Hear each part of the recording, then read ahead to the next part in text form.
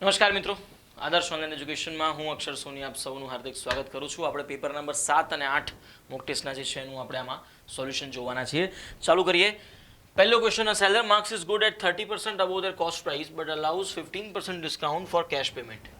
હવે સમજો 100 રૂપિયાની વસ્તુ હોય, એના ઉપર 30% અબોવ ગણવામાં આવે, મતલબ માર્ક અપ કરવામાં આવે તો 30 રૂપિયા પ્લસ થઈ જાય, મતલબ કે 130 રૂપિયા થઈ જાય. ઓકે, આગળ. But he allows 15% discount for cash payment, એટલે કે 15% ડિસ્કાઉન્ટ જો આપવામાં આવે છે તો 15% કોના ગણાશે? 130ના ગણાશે. આગળ, then is percentage profit when sold in cashes, તો કેશમાં વેચાય ત્યારે 130 રૂપિયા કિંમત આપેલી છે પણ 15% તમે ડિસ્કાઉન્ટ આપ્યું, તો આ 15% 130ના ગણશો તો આના 10% થાય છે 13, આના 10% થાય છે 13, હા સર 10% થાય છે 13 અને 5% થાય છે 13ના અડધા, 13ના અડધા એટલે કે 6.5, 6.5, 13 અને 6 એટલે થઈ ગયા 119.5, બરાબર. અહીંયા ટોટલ થશે એકચ્યુઅલી 19.5, સોરી 19.5, પણ 130ના 15% એટલે કે થઈ ગયા 19.5, માઇનસ કરશો એટલે કે 130માંથી 19 ગયા અને બીજા 0.5 ગયા, 130માંથી 10 ગયા તો 120, એમાંથી 9 ગયા તો 111, બીજા 5 ગયા તો 110.5, એટલે કે 100 રૂપિયાની વસ્તુ છેલ્લે 110.5માં વેચાઈ, 100 રૂપિયાની વસ્તુ 110.5માં વેચાઈ, મતલબ કે મારો પ્રોફિટ કેટલો થયો? 10.5%. જવાબ થશે એ. ઓકે, આગળ મેં એટલે જોયું હતું, મોક ટેસ્ટ નંબર 7 જ છે ને, પાછું મતલબ કારણ કે મને યાદ હતું ત્યાં સુધી આ ક્વેશ્ચન 8માં હોવો જોઈતો હતો. વાંધો નહીં, ટૂંકમાં આવું કંઈક સોલ્યુશન થશે. ઓકે, નેક્સ્ટ વે, જો આના અંદર એક તમને કહી દઉં, આના અંદર એક ટાઈપિંગ મિસ્ટેક છે મિત્રો. આનો જવાબ તમે નથી લઈ શક્યા તો ના જ આવ્યો હોય એનું કારણ કે એક માઇનર ટાઈપિંગ મિસ્ટેક છે. સવાલ ખરેખર આવો છે, 14 minus x square is equal to x raised to minus 2, then find x raised to 5 plus x raised to minus 5 is equal to કેટલા? અહીંયા એક માઇનર ભૂલ છે, આના બદલે શું હોવું જોઈએ? x raised to minus 5 હોવા જોઈએ. એટલે કે તમે મોક ટેસ્ટના અંદર બી આ જો સવાલ સોલ્વ કરવા ગયા હો, ના થયો હોય તો આ સાચો સવાલ છે. એટલે જો એ વખતે સોલ્વ નથી થયો, ઇટ્સ ઓકે, સવાલ આ છે, સોલ્વ કરો હવે. જો ન થાય તો આગળનું સોલ્યુશન જોજો, બરાબર. જો ખબર જ ના હોય કે આમાં શું કરવાનું તો પછી જોઈ જ જાઓ. જો 14 માઇનસ એક્સ સ્ક્વેર બરાબર એક્સ રેઝ ટુ માઇનસ 2 નો મતલબ શું થાય? 1/x સ્ક્વેર થાય, 1/x સ્ક્વેર થાય. તો જો હું આને સામે લઈ જઉં તો આને સામે લઈ જઈએ તો શું બની જશે? X square plus 1/x square બરાબર સામે શું રહી જાય? 14 રહી જાય. હવે જો તમારી પાસે આ વેલ્યુ હોય ને તો આના ઉપરથી તમે કહી શકવા જોઈએ કે x પ્લસ 1/x બરાબર 4 થાય. x પ્લસ 1/x બરાબર 4 થાય. કેમ? કારણ કે જો if આ એક રિઝલ્ટ છે, if x plus 1/x is equal to k, then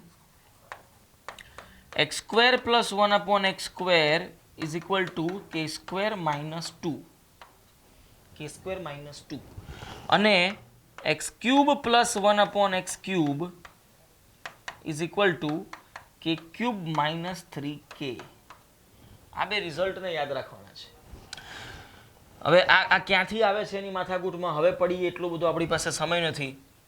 જે વિદ્યાર્થીઓ એપના સ્ટુડન્ટ છો એ અલ્જીબ્રા ચેપ્ટરના અંદર મેં આવા ટાઈપના ક્વેશ્ચન્સ અમુક લીધા હશે. x plus 1/x is equal to k, then x square plus 1/x square is equal to k square minus 2, અને x cube plus 1/x cube, અહીંયા x cube છે,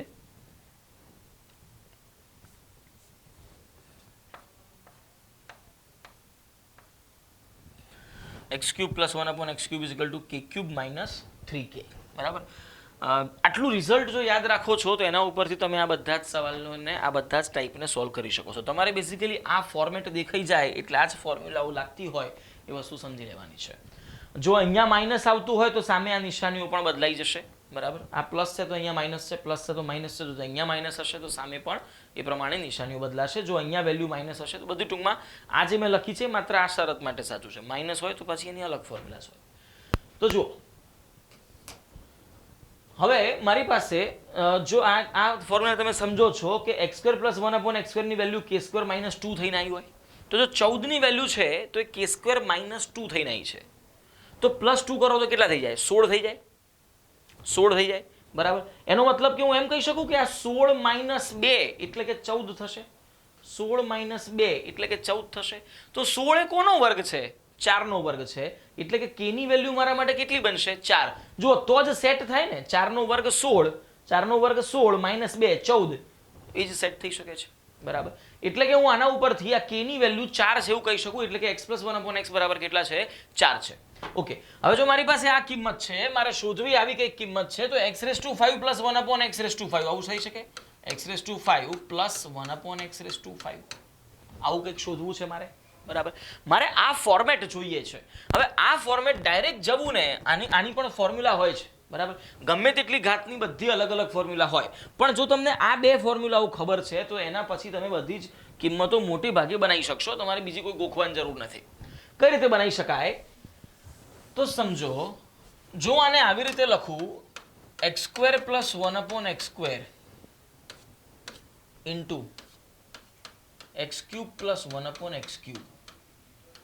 જો આની કિંમત હું લખું છું તો આના બરાબર શું થાય? આના બરાબર શું થવું જોઈએ? તો x² + 1/x² એટલે કે જો મારી પાસે આ કિંમત છે 4, તો આની કિંમત શું થાય? 4 નો વર્ગ 16. આ છે જ ઓલરેડી આપણી પાસે 14. 4 નો વર્ગ 16 - 2 એટલે કે 14 ગુણ્યા x³ + 1/x³ કઈ રીતે મળશે? k³ - 3k થઈને. તો 4 નો વર્ગ 4 નો ઘન 64 - 3k એટલે કે 12. તો 64 માંથી 12 ગયા, 64 માંથી 2 જાય તો 62 અને બીજા 10 જાય તો 52. તો 14 ગુણ્યા 52, બરાબર. આ પ્રશ્નો અલ્જીબ્રાને રિલેટેડ છે. બહુ રેર કેસમાં આવતા હોય છે ગુજરાત ગવર્મેન્ટની એક્ઝામ્સમાં, પણ જો આવી શકે છે, જો આવે છે તો આવા બધા ક્વેશ્ચન્સ બી હોય છે, બરાબર. જે લોકો એપ યુઝર છે, અલ્જીબ્રા ચેપ્ટરને એક વખત ખાલી ફરીથી ફટાફટ જોઈ જવું ખરું, બરાબર. તો જોઈએ હવે આનું સાદુરૂપ આપીએ એટલે કે અહીંયા x² + 1/x² ગુણ્યા x³ + 1/x³ છે. તો હવે સમજો x² ને હું આની સાથે ગુણું તો x5 પ્લસ x²/x³ એટલે કે 1/x બનશે. 1/x બનશે પ્લસ હવે 1/x² ને બંને સાથે ગુણીએ એટલે કે x³/x² એટલે કે x પ્લસ 1/x³ 1/x² એટલે કે 1/x5 બનશે, બરાબર. ઇઝ ઇક્વલ ટુ શું બન્યા? ઇઝ ઇક્વલ ટુ શું બન્યા? તો કે આ બેનો ગુણાકાર 4 દુ 8, 2 એકા 2, 5 ચોક 20, 20 ને 2 22 નો બગડો, વધી 2, 5 એકા 5 અને 2 વધી હતી 7, 728. 728 અહીંયા આવે છે, જવાબ છે ના. આ તો કોની વેલ્યુ મળી? x5 + 1/x + x + 1/x5. મારે જોઈએ છે શું? x5 + 1/x5. તો હવે જુઓ, આટલી જે કિંમત છે એ મારી પાસે છે જ ને. x + 1/x ની વેલ્યુ 4 છે, તો આની વેલ્યુ 4 છે. સામે લઈ જાઓ તો બાદબાકીમાં, એટલે કે x5 + 1/x5 1/x5 = 728 - 4 724 જવાબ છે. બી આન્સર છે. સિમ્પલ. બે જ લાઈનનો દાખલો છે. આ જોઈન બીવાન નહીં, આટલું જ સાદું રૂપ છે. આ ખાલી સૂત્ર લખ્યું છે, આ તમને ખબર હોવી જોઈતી હતી. આ જો ખબર હોય તો આ ખબર જ હોય, અને પેલો તો સવાલ છે, બરાબર. એટલે બોર્ડ ભર નાખ્યું એવું નથી. આટલું જ સાદું રૂપ છે, ખાલી બે જ લાઈનનો ક્વેશ્ચન છે. નેક્સ્ટ જુઓ. If 50% of p minus a is equal to 30% of p plus a, then p jam a is equal to, આને હું લખી શકું 5 into p minus a બરાબર 3 into p plus a લખી શકાય. બેઝિકલી આવું છે, 50 into p minus a upon 100 is equal to 30 into p plus a upon 100, બરાબર. તો આ બે ઉડે, 0 0 ઉડે, તો બચે શું? 5 અને p માઇનસ a. ત્યાંથી શું બચે? 3 અને p પ્લસ a. તો હું ડાયરેક્ટ જ આ વસ્તુ લખું છું. તો અહીંયાથી શું થઈ ગયું? 5p - 5a બરાબર 3p + 3a થઈ ગયા કે નહીં? બરાબર.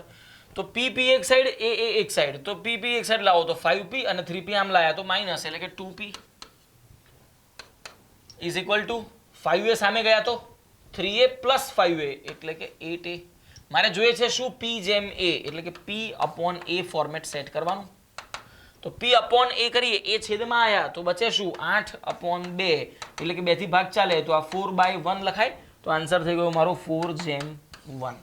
4 જેમ 1 બી જવાબ છે. સિમ્પલ. નેક્સ્ટ જુઓ, man travel a distance of 61 km in 9 hours partly on foot at the rate of 4 km per hour and partly on bicycle at the rate of 9 km per hour. શું કહેવા માંગે છે? એક વ્યક્તિ કુલ 61 કિલોમીટરનું અંતર 9 કલાકમાં કાપે છે, જેમાંનું અમુક અંતર તે 4 કિલોમીટર પ્રતિ કલાકની ઝડપે પગે ચાલીને અને બાકીનું અંતર તે સાયકલ પર 9 કિલોમીટર પ્રતિ કલાકની ઝડપે કાપે છે. તો હવે એક વસ્તુ સમજો, જો મારો ટોટલ ટાઈમ 9 છે તો મેં પગે ચાલીને જો x કલાક કાપ્યા હોય, પગે ચાલીને મેં જો x કલાક આપણે સમય ટોટલ લીધો હોય તો સાયકલ ઉપર લાગેલો સમય કેટલો હોય? 9 - x હોય કે નહીં? ખબર પડે શું બોલું છું? આજે હું ટાઈમ લખી રહ્યો છું.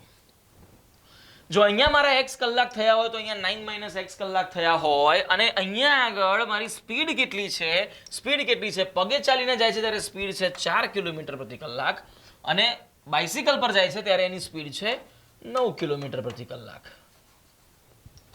હવે એક વસ્તુ સમજો, સ્પીડ ઇઝ ઇક્વલ ટુ શું? Speed is equal to distance upon time. તો distance is equal to speed into time થશે કે નહીં? Distance is equal to speed into time થશે કે નહીં? તો હું એમ વિચારું કે પગે ચાલીને કાપેલું અંતર અને સાયકલ પર ચાલીને કાપેલા અંતરોનો સરવાળો ટોટલ અંતર બરાબર હોય. તો ટોટલ અંતર મને આપેલું છે કેટલું? 61. તો distance is equal to speed into time, એટલે કે આ બેનો ગુણાકાર 4x વત્તા આ બેનો ગુણાકાર એટલે 9 - x ઇન્ટુ 9 એટલે 9 × 9 = 81 માઇનસ 9x બરાબર મને કેટલા કીધા છે? 61 કિલોમીટર. બરાબર. આ પહેલા ભાગમાં કાપેલું અંતર, આ બીજા ભાગમાં કાપેલું અંતર, બંનેનો સરવાળો મારા કુલ અંતર બરાબર થવો જોઈએ, એટલે કે 61 બરાબર થવો જોઈએ. તો 4x - 9x that is -5x is equal to 61 - 81 that is -20. તો x is equal to 4. x is equal to 4. કેમ?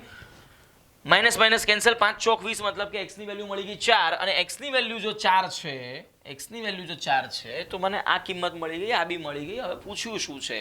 The distance travelled on foot is, આની વેલ્યુ જો 4 હોય તો પગે ચાલીને કાપેલું અંતર એટલે કે આટલું. પગે ચાલીને કાપેલું અંતર એટલે કે આટલું. તો 4 કલાક સુધી 4 ની સ્પીડે માણસ ચાલે તો કેટલું અંતર કાપે? 4 × 4, 4 × 4 એટલે કે 16 કિલોમીટર. જવાબ આવી ગયો મારો 16 કિલોમીટર. ઓકે. નેક્સ્ટ જુઓ. A train crosses a pole in 15 seconds and a platform 100 meter long in 25 seconds. Its length is. જે વિદ્યાર્થીઓ એપ યુઝર છે એને હવે હું જે બોલી રહ્યો છું એ વસ્તુ સમજાવવી જ જોઈએ. 15 ને 25 એટલે કે 10 સેકન્ડમાં કાપેલું અંતર જો મારું 100 હોય, 10 એ 100 હોય તો 15 એ કેટલું? 10 એ 100 15 કેટલું? 150. જવાબ આવી ગયો સી પૂરું. જો નથી ખબર પડી તો સમજો. ટ્રેન થાંભલો ક્રોસ કરે ત્યારે એને કાપેલું અંતર એની પોતાની લંબાઈ જેટલું હોય કે નહીં, અને પ્લેટફોર્મ ક્રોસ કરે ત્યારે એને કાપેલું અંતર તેની પોતાની લંબાઈ વત્તા પ્લેટફોર્મની લંબાઈ જેટલું હોય, એટલે કે એની પોતાની લંબાઈ તો બંનેમાં આવે છે. તો પ્લેટફોર્મમાં જે આ વધારાનો સમય ગયો છે, કારણ કે બંને કેસમાં એની સ્પીડ તો સેમ જ છે, બરાબર, ઉલ્લેખ નથી કર્યો કે બદલાઈ નથી, એનો મતલબ કે સ્પીડ તો બંને કેસમાં સેમ જ છે. તો આ 15 સેકન્ડના બદલે 25 સેકન્ડ જે થઈ ગઈ એનો મતલબ કે આ 10 સેકન્ડ જે વધારાની થઈ એ કોના કારણે થઈ? ટ્રેનની લંબાઈ તો એની જ છે, તો 10 સેકન્ડ વધી કોના કારણે? આ પ્લેટફોર્મના કારણે. મતલબ કે 10 સેકન્ડમાં કાપેલું અંતર 100 મીટર છે, અથવા તો આ 100 મીટર કાપવા માટે લાગેલો સમય એ મારો 10 સેકન્ડ છે એવું કહી શકાય. ટ્રેન જ્યારે થાંભલાને ક્રોસ કરે ત્યારે એને કાપેલું અંતર એની પોતાની લંબાઈ જેટલું જ હોય કે નહીં? તો ટ્રેન કેટલા સમયમાં થાંભલાને ક્રોસ કરે છે? 15 સેકન્ડમાં. તો 15 સેકન્ડમાં કાપેલું અંતર કેટલું એ શોધી કાઢવું, તો એ જ મારા માટે ટ્રેનનું અંતર થઈ જાય, ટ્રેને કાપેલું અંતર થઈ જાય, અને એ જ આપણા માટે ટ્રેનની લંબાઈ બની જાય. બસ. તો 10 એ 100 તો 15 એ કેટલા? જવાબ થશે 150. આ 10 ગણા છે, 10 ગણા છે, જવાબ થશે 150 મીટર. જવાબ છે 150. બરાબર. કોઈ સૂત્રો બનાવવાની જરૂર નથી, કોઈ સૂત્રો મૂકવાની જરૂર નથી, એક સ્ટેપની ગણતરી છે ખાલી. જો ના ખ્યાલ આવ્યો હોય એપ્લિકેશનના અંદર ટ્રેન આધારિત પ્રશ્નો, એનો લેક્ચર નંબર 1 જોઈજો એકવાર. 20 men or 24 women can complete a piece of work in 20 days. વચ્ચે શબ્દ or છે. 20 men or 24 women can complete a work in 20 days. 20 days. બરાબર. If 30 men, પૂછ્યું શું છે? 30 men and 12 women. Undertake to complete the work then work will be completed in કેટલા દિવસ? તો આ સમજો 20 માણસોને આના ઉપરથી હું એમ કહી શકું કે 20 માણસોને 20 દિવસ લાગે છે, અથવા તો 20 માણસ 24 સ્ત્રીઓને 20 દિવસ લાગે છે. એટલે કે 20 માણસો એ 24 સ્ત્રીઓ બરાબર છે, તો 30 માણસો એ કેટલી સ્ત્રીઓ બરાબર છે? અહીંયા દોઢ ગણા કર્યા તો સામે બી દોઢ ગણા થશે, બરાબર. દોઢ ગણા કરીશું એટલે 36 વુમન થઈ જશે. એટલે કે હું એમ કહી શકું કે 30 માણસો, અહીંયા કહેવા શું માંગતા હતા કે 20 માણસોએ કરેલું કામ એ 24 સ્ત્રીઓએ કરેલા કામ બરાબર છે, તો 30 માણસોએ કરેલું કામ એ 36 સ્ત્રીઓએ કરેલા કામ બરાબર થાય, બરાબર. મેં કેમ અહીંયા 30 કર્યા? કારણ કે મારે ત્યાં 30 જોઈએ છે, ત્યાં 30 મેન છે, બરાબર. તો મેં 30માં ફેરવી નાખ્યા. તો હું આ સવાલોમાં હું કરું છું શું? કોઈ પણને કન્વર્ટ કરીએ, કાં તો મેનને વુમનમાં ફેરવીએ, કાં તો વુમનને મેનમાં ફેરવીએ, પણ અલ્ટિમેટલી બધું એક સિંગલમાં લાવીએ. તો અહીંયા આગળ 30 મેન બરાબર 36 વુમન છે, તો આના બરાબર 36 વુમન થઈ જાય. આ તો 12 એઝ ઇટ ઇઝ જ છે, તો 36 ને 12 48 વુમન. એટલે કે 48 વુમનને લાગતો સમય જો મને મળી જાય તો એ જ મારા માટે અહીંયા આવતો ફાઇનલ આન્સર હોય કે નહીં? એ જ અહીંયા મારા માટે આવતો ફાઇનલ આન્સર હોય. તો કહેવાનો મિનિંગ કે 24 વુમનને 20 દિવસ લાગે છે, તો 48 વુમનને કેટલા લાગશે? માણસો ડબલ થયા તો દિવસો અડધા થાય, 10 દિવસ લાગે. જવાબ થઈ ગયો 10 days. Answer A. Simple. Next way. A length of a chord of a circle of radius 13 cm at a distance of 12 from its center. જો કશું જ નથી, ડાયાગ્રામ બનાવતા જો ફાવે તો આ સવાલમાં કશું જ નથી. એક કામ કરો, જો આ સવાલ તમે મોક ટેસ્ટમાં એ વખતે સોલ્વ ન કર્યો હોય તો વિડીયોને પોઝ કરો અને એક ખાલી ડાયાગ્રામ બનાવીને ચેક કરો. ડાયાગ્રામ તમારો જો પરફેક્ટ બને છે તો એનો મતલબ કે તમારું કેલ્ક્યુલેશન પરફેક્ટ જ આવવાનું છે. આવા સવાલોમાં જ્યોમેટ્રીના જે બી ક્વેશ્ચન છે એના અંદર સૌથી પહેલા તમને ડાયાગ્રામ બનાવતા આવડતું હોવું જોઈએ, બરાબર. જુઓ ડાયાગ્રામ આવું કંઈક બનશે. કેન્દ્ર છે, length of a chord of a circle of radius 13, આ રેડિયસ છે 13, at a distance of 12 centimetre. એટલે કે અહીંયા આટલા અંતર પર કંઈક જીવા છે, 12ના અંતરે આ જીવા છે, બરાબર. આ બિંદુ A, આ બિંદુ B, આ બિંદુ O, આ બિંદુ P કહી દઉં. તો હવે તમને એક વસ્તુ ખબર હોવી જોઈએ કે જો કોઈ પણ જગ્યાએ વર્તુળમાં કેન્દ્રથી કોઈ જીવા પર બનતો જો કાટખૂણો બનાવવામાં આવે તો એ જીવાને હંમેશા એક્ઝેક્ટલી મિડલ પોઈન્ટ ઉપર, મતલબ કે જીવાને બે સરખા ભાગમાં છેદે. એટલે કે AP બરાબર શું થવા જોઈએ? PB. એટલે કે જો આ OPB મારો રાઈટ એંગલ હોય તો આ AP અને PB ની વેલ્યુ સેમ થવી જોઈએ. અને ડિસ્ટન્સ જ્યારે તમે ગણો છો ત્યારે ડિસ્ટન્સ હંમેશા વર્તુળના અંદર કેન્દ્રથી જો હોય તો એ કેવું હોય? લંબ અંતર છે એવું આપણે શોધી શકીએ, કહી શકીએ. એટલે કે જો આ લંબ અંતર છે, આ 12, આ 13, તો આ કેટલા હોવા જોઈએ? તો કે 5 હોવા જોઈએ. આ પાયથાગોરિયન ટ્રિપલેટ છે, 5, 12, 13. જો ના ખબર હોય તો જોઈએ છે શું કરવાનું. આ 5 હોય તો આ 5 હોય તો આ બી 5, એટલે 5 ને 5 ભેગા કરી દો એટલે કેટલા થઈ ગયા? 10. જવાબ આવી ગયો 10. પૂરું થઈ ગયું. જો આ ખબર ના હોય કે પાયથાગોરિયન ટ્રિપલેટ શું છે તો OP² plus PB² is equal two OB². આવું કંઈક બનશે. પાયથાગોરસ પ્રમાણે કાટખૂણો બનાવતી બે બાજુના માપના વર્ગોનો સરવાળો હોય તેની સામેની બાજુના અથવા તો કર્ણના માપના વર્ગ બરાબર હોય તો OP² એટલે કે 12² plus PB² is equal two 13². આને સોલ્વ કરશો એટલે કે PB મળશે તમને 5, બરાબર. અને સોલ્વ કરશો, હું કરતો નથી, સોલ્વ કરશો એટલે 13 નો વર્ગ 169 માઇનસ 144 એટલે 25, તો PB² બરાબર 25, તો PB બરાબર 25 નું વર્ગમૂળ એટલે કે 5. અને આ 5 હોય તો આપણે આ લખ્યું એ પ્રમાણે AP ની વેલ્યુ 5 અને મને પૂછ્યું છે લેન્થ ઓફ અ કોર્ડ એટલે કે AB ની વેલ્યુ પૂછી છે. તો આ 5 ભેગા કરી દો, ટોટલ 10 થઈ ગયા. ઓકે, નેક્સ્ટ જુઓ. If 1 factorial plus 2 factorial plus up to 100 factorial is divided by 8, then the remainder is. સમજો શેષ, રિમાઇન્ડર એટલે શું? શેષ ક્યારે વધે? કોઈ પણ સંખ્યામાં શેષ ક્યારે વધે? સમજો કે હું એમ કહું છું કે 11 ગુણ્યા 8 ને જો હું 8 વડે ભાગું તો કોઈ શેષ મળે કે જવાબ મળે? જવાબ મળે. ભાગફળ મળે, શેષ ના મળે. કેમ? કારણ કે 8 તો આખા ઉડી જ જાય ને. પણ સમજો કે હું એમ કહું કે હું 11 ને 8 વડે ભાગું તો મને શેષ પણ મળે. કેમ? કારણ કે ઉપર અંશના અંદર ક્યાંય પણ આઠડો આવતો નથી. મતલબ કે જ્યારે હું આખી સંખ્યાને 8 વડે ભાગીશ ત્યારે બેઝિકલી થશે શું? 1 factorial upon 8 plus 2 factorial upon 8 +3 factorial upon 8 આવું ચાલતું જશે અપ ટુ 100 ફેક્ટોરિયલ અપોન 8 આવું ચાલશે બરાબર. હવે એક વસ્તુ સમજો, આ બધાની શેષો ગણવાની જરૂર નથી. કેમ? એક સંખ્યા આવશે જ્યારે આપણી 8 ફેક્ટોરિયલ, તો 8 ફેક્ટોરિયલનો મતલબ શું થાય? ફેક્ટોરિયલનો મીનિંગ શું છે? જે તે સંખ્યાથી શરૂ કરીને ઉતરતા ક્રમમાં 1 સુધીની બધી સંખ્યાઓનો ગુણાકાર. તો 8 7 6 અપ ટુ ચાલતું જાય ક્યાં સુધી? 1 સુધી. અને છેદમાં હવે 8 જ છે, તો 8 8 ઉડી જ જવાના છે ને. તો અહીંયા ભાગફળ જ મળશે, શેષ મળવાનો કોઈ સંભાવના નથી. તો હવે એક વસ્તુ સમજો, જો 8 ફેક્ટોરિયલમાં કોઈ શેષ નથી મળતી તો 9 ફેક્ટોરિયલમાં કોઈ શેષ મળશે ખરી? શક્ય જ નથી. કેમ? 9 ફેક્ટોરિયલની વેલ્યુ શું આવે? 9 8 7 6 8 આવી જવાના કે નહીં? 10 ફેક્ટોરિયલમાં 10 9 8 7 6 મતલબ કે 8 ફેક્ટોરિયલ પછીની બધી કિંમતો એકચ્યુઅલી આપણા માટે કેવી છે? નકામી છે. એમાંથી કોઈ શેષ મળવાનો કોઈ સ્કોપ છે નહીં. ઓકે, મતલબ કે મારે ખાલી ને ખાલી કઈ વેલ્યુ જોવાની છે? 1 ફેક્ટોરિયલ થી લઈને 7 ફેક્ટોરિયલ સુધીની વેલ્યુ જ જોવાની છે.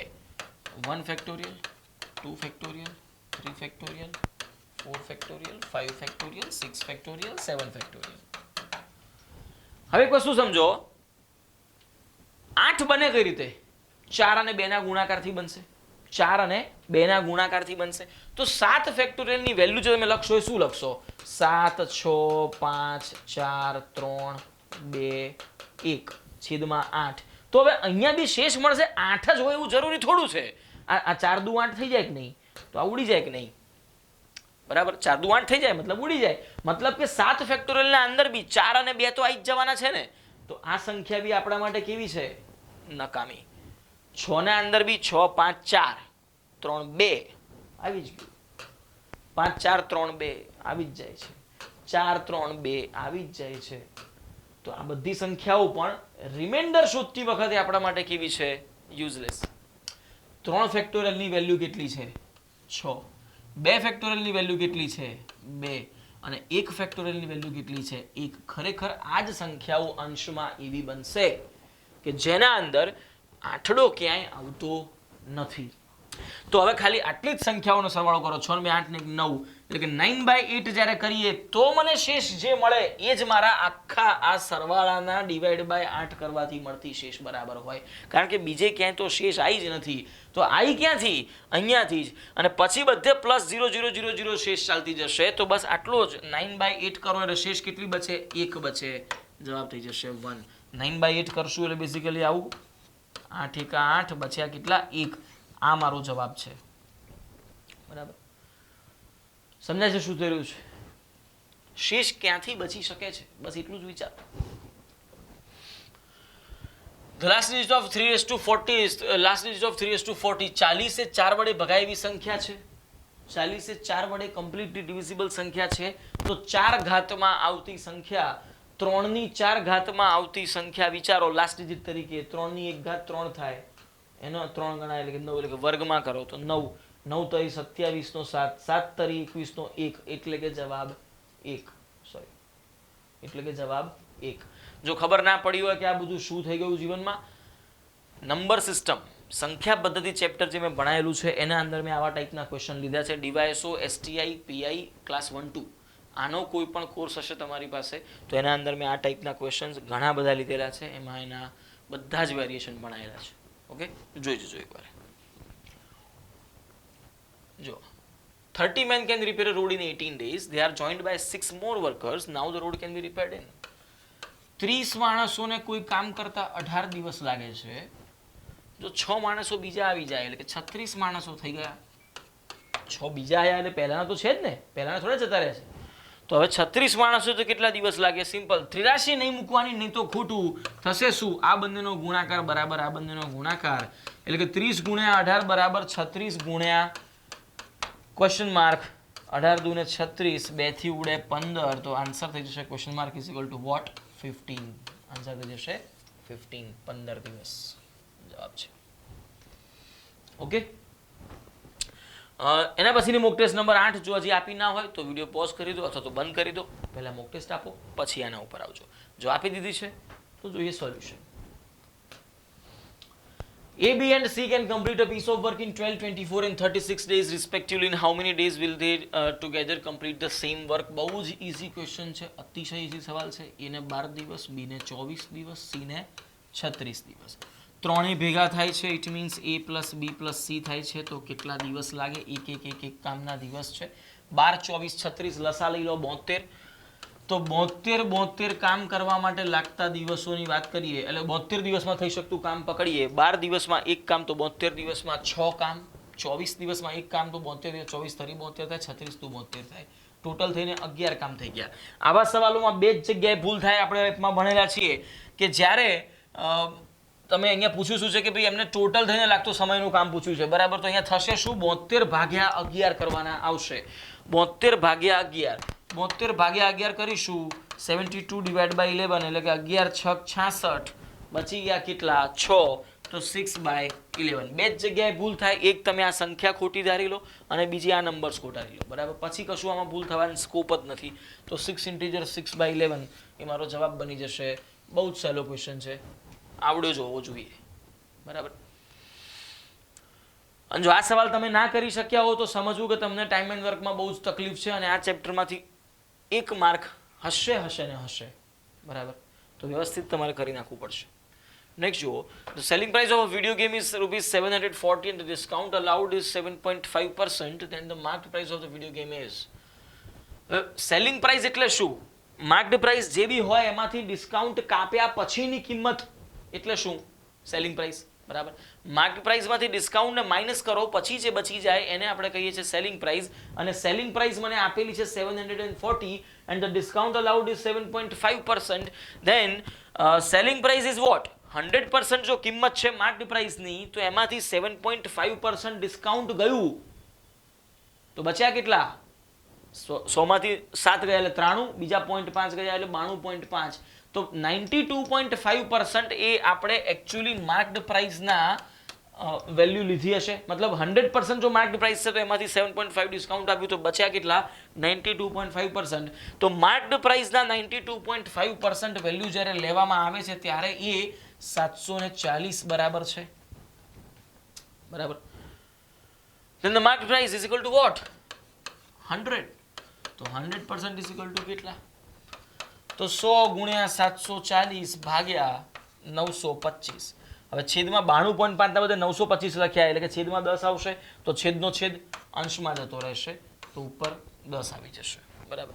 સાદુરૂપ આપો, સાદુરૂપ આપી અને 25 થી ઉડાડીએ, 25 તરી 75 થઈ જાય, 25 તરી 75 એટલે બચ્યા 17, 175, 25 સત્તા 175, 25 ચોક 100, 37 થી ઉડે જા 37 નું 74, પાછળ મીંડું 4 દુ 8 અને 2 0 મીન્સ 800. તો જવાબ થશે 800. ઓપ્શન પરથી બી કરી શકાતું હતું. જે ઓપ્શનના અંદર 7.5% ને માઇનસ કરવાથી 740 આવી જાય એ મારો જવાબ, એવું પણ તમે વિચારી શકતા હતા. In selling an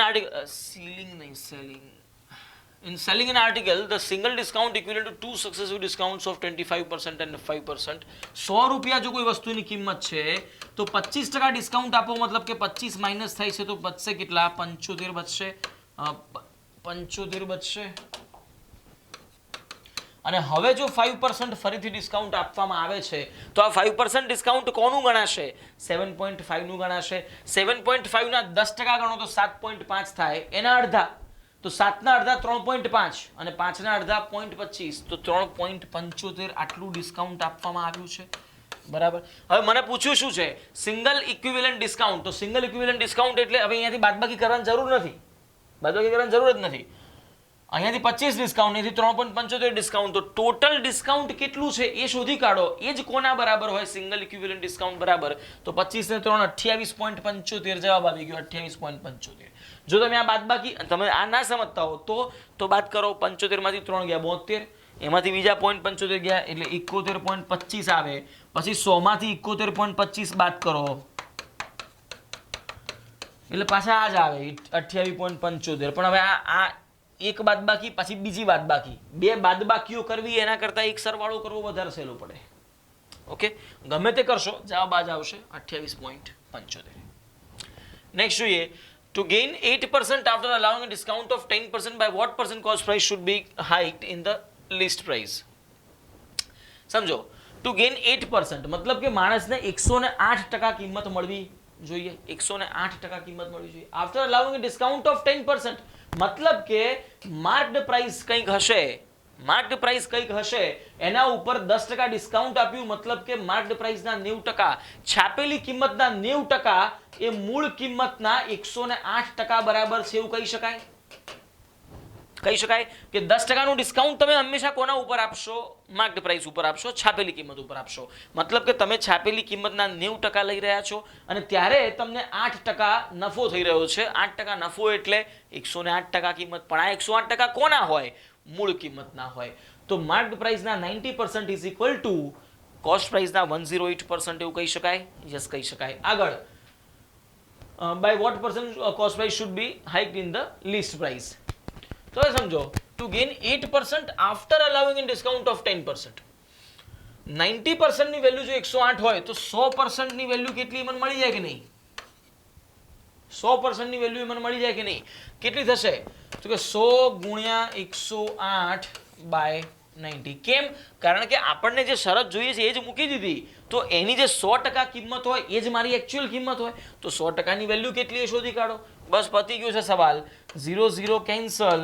અહીંયાથી જો કે જોઈને જો ખબર પડતી હોય, તમને ડાયરેક્ટ જોઈને સમજાતું હોય તો એમને તમે આન્સર લઈ શકતા. Otherwise 0 0 cancel. 9 એકા 9 બચ્યા 1, 18, 9 દુ 18. અથવા તો ડાયરેક્ટ ગણવું હોય તો મીંડું કાઢો 12 ગણા, મીંડું કાઢો 12 ગણા, 12 દાન 120.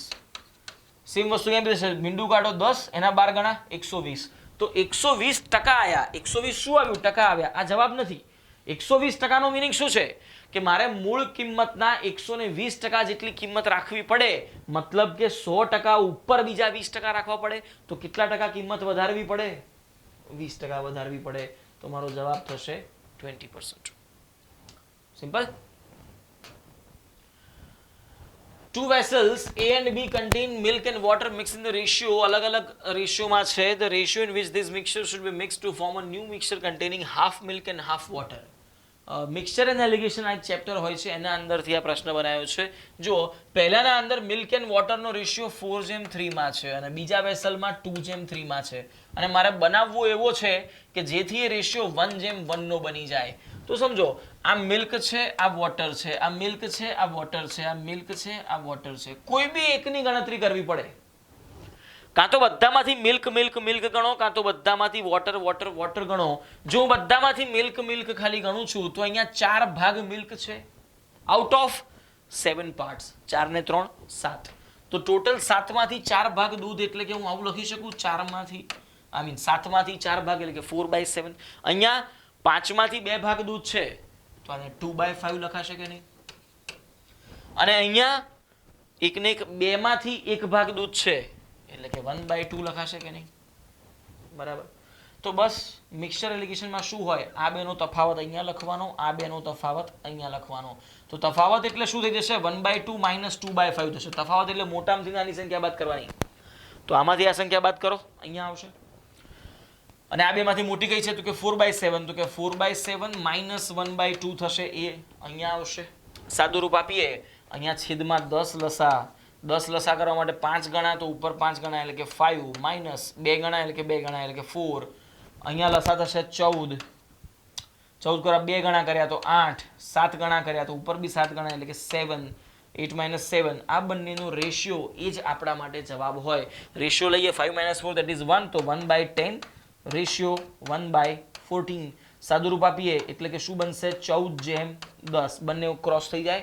14:10. 2 વડે ભાગ ચાલે એટલે કે 7/5. 7/5. આ જ મારો આન્સર છે એ. મિક્સચર એન્ડ એલિગેશન ચેપ્ટરના અંદર જે આ ક્વેશ્ચન બનાવેલો છે. મિક્સચર એલિગેશનમાં શું હોય? એક વેલ્યુ, બીજી વેલ્યુ અને એની મીન પ્રાઇસ. બરાબર. Cheaper value, dearer value, mean price. અથવા તો એક ભાગ મતલબ કે એક જે પોર્શન મિક્સ કરી રહ્યા છો, બીજો જે પોર્શન મિક્સ કરી રહ્યા છો અને મિક્સ થઈને કયું પ્રમાણ બને છે. બસ તફાવત તફાવત અને એ જે આવ્યા છે એ બંને સંખ્યાઓનો આપણે ઓલવેઝ શું લઈએ છીએ? રેશિયો. અને એ જ આપણા માટે પ્રમાણનો ગુણોત્તર બને. એ બંનેના વજનનો ગુણોત્તર બને. એ બંનેની ટોટલ વેલ્યુઝનો જે વેઇટ છે એનો ગુણોત્તર બનશે. ઓકે. ક્વોન્ટિટીનો રેશિયો મળે આવું કરવાથી ઓલવેઝ. નેક્સ્ટ જુઓ. A milkman makes 20% profit by selling milk mixed with water at ₹9 per liter. જુઓ અહીંયા જો હું પાણી લઈ લઉં છું ને અહીંયા જો હું દૂધ લઈ લઉં છું તો પાણીનો ભાવ ₹0 લઈ લેવાને, પાણી મફત હોય છે, બરાબર.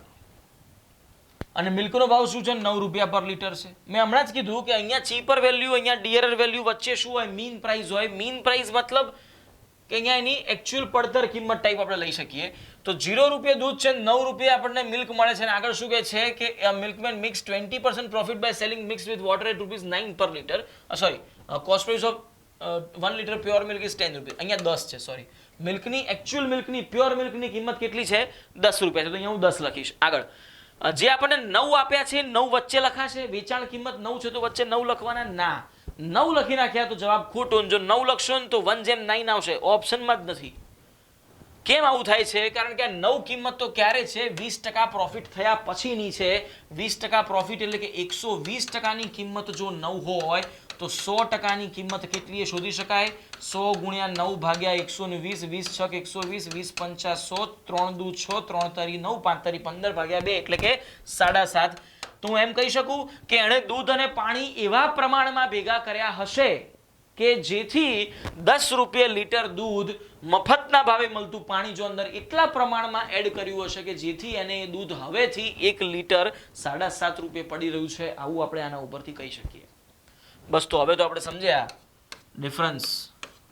આ બેનો ડિફરન્સ 2.5 અને આ બેનો ડિફરન્સ 7.5. આ બેનો રેશિયો લઈ લો, 2.5 અને 7.5 નો રેશિયો એટલે કે 1/3. જવાબ આવી જશે 1/3. પણ હવે 1/3 ઓપ્શનમાં નથી તેવું ના સમજતા કે સાહેબે ભૂલ કરી. ના, 1/3 તો કોનો રેશિયો છે? 1/3 કોનો રેશિયો છે?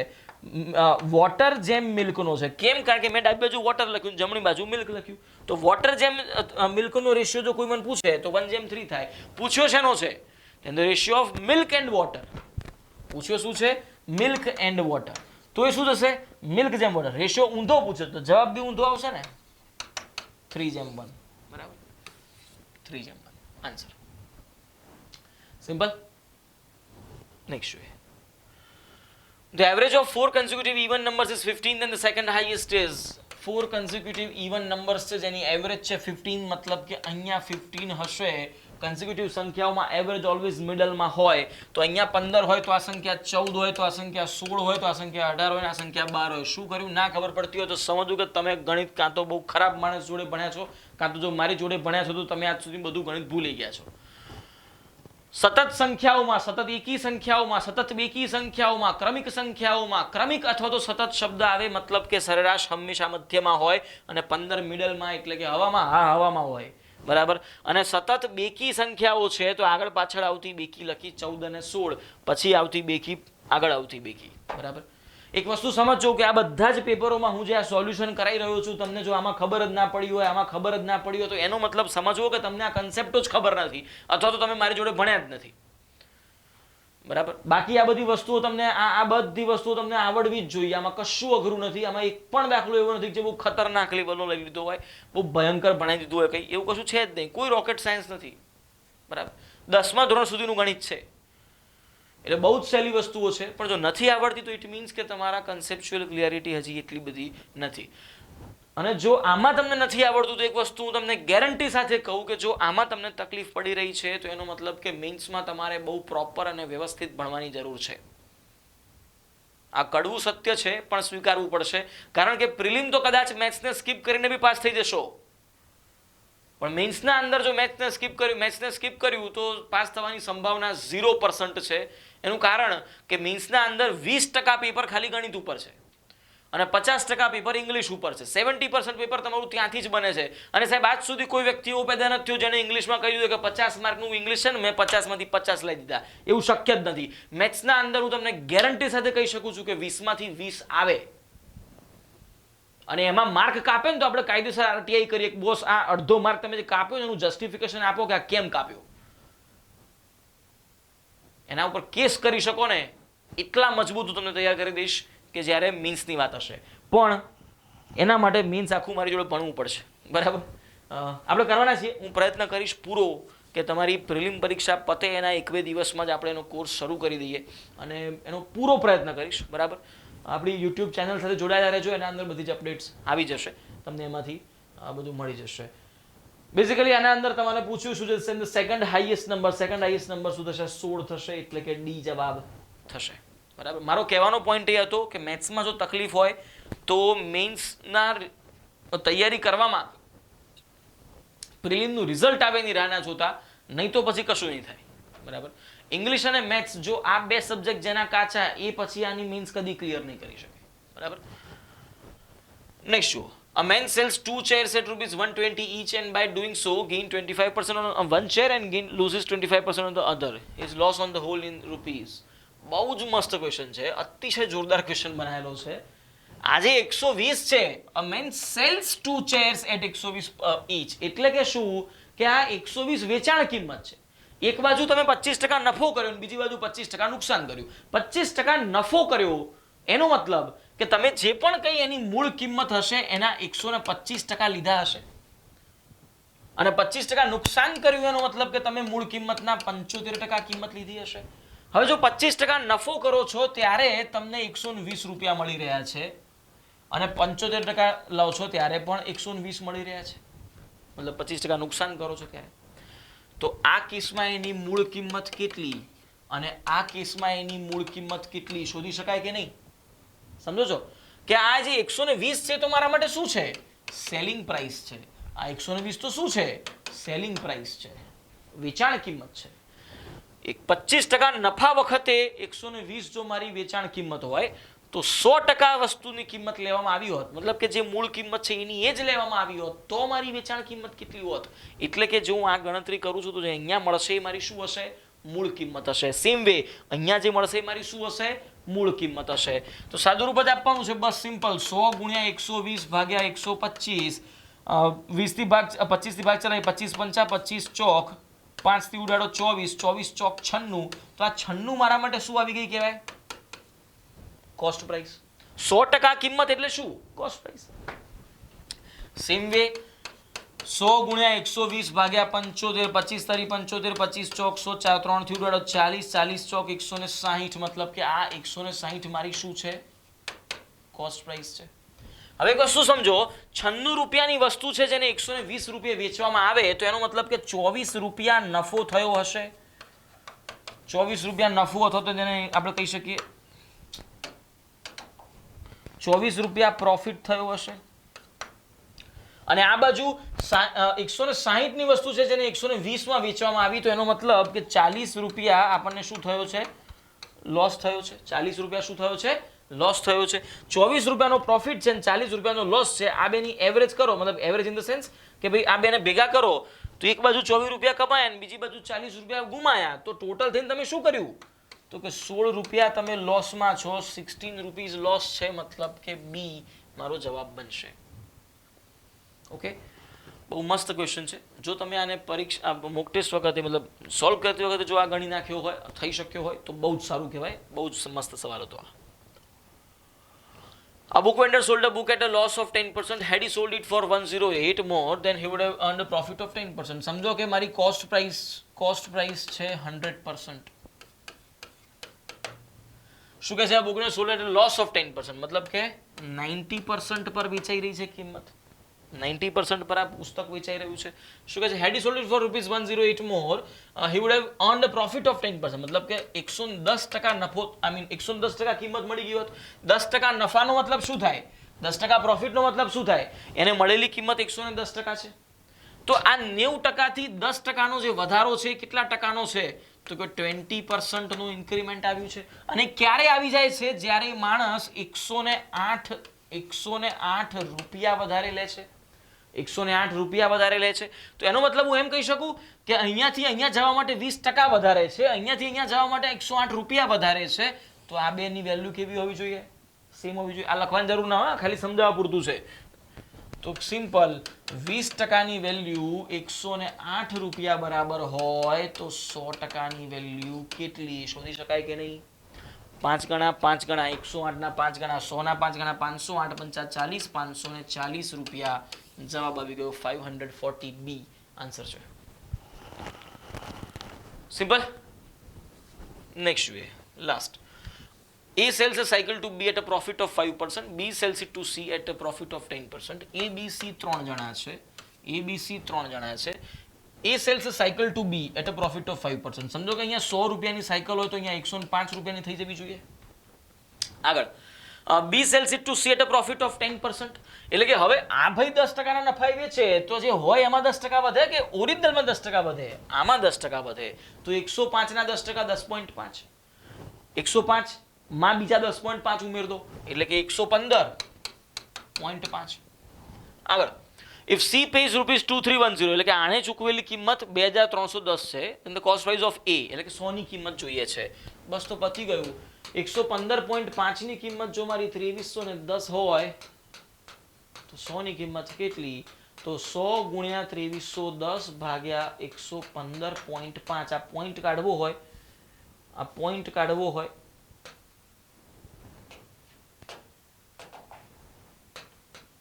તો છેદમાં 10, છેદનો છેદ અંશમાં જતો રહે, અંશમાં 10 બરાબર. બસ સાદું રૂપ આપવાનું છે. 11 થી ભાગ ચાલે 11 એકા 11 0 11 પંચા 55 11 થી ભાગ ચાલે 11 દુ 22 11 દુ 22 બચે 11 11 એકા 11 0. જો ડાયરેક્ટ આમાં ઉડાડી શકો ને તો 21 પંચા 105 થઈ જાય. તો 21 ના 10 ગણા, 21 ના 5 ગણા, 5 દુ 10, 2 ગુણ્યા 10 ગુણ્યા 100 20 પાછળ 2 મીંડા તો જવાબ થઈ ગયો 2000. આન્સર છે 2000. ઓકે, તો આપણે મોક ટેસ્ટ નંબર 7 અને 8 કમ્પ્લીટ કરી. નેક્સ્ટ વિડીયોમાં જોઈશું સોલ્યુશન 9 અને 10 ના. ઓકે, આઈ હોપ આના અંદર તમને સમજણ પડી ગઈ હશે. અને મોક ટેસ્ટ નંબર 9 અને 10 આપો. એના પછી જે સમસ્યાઓ છે નેક્સ્ટ વિડીયોમાં આપણે એને કવર કરી લઈએ. ઓકે, ચાલો મળીએ ત્યારે નેક્સ્ટ વિડીયોમાં. Thank you so much.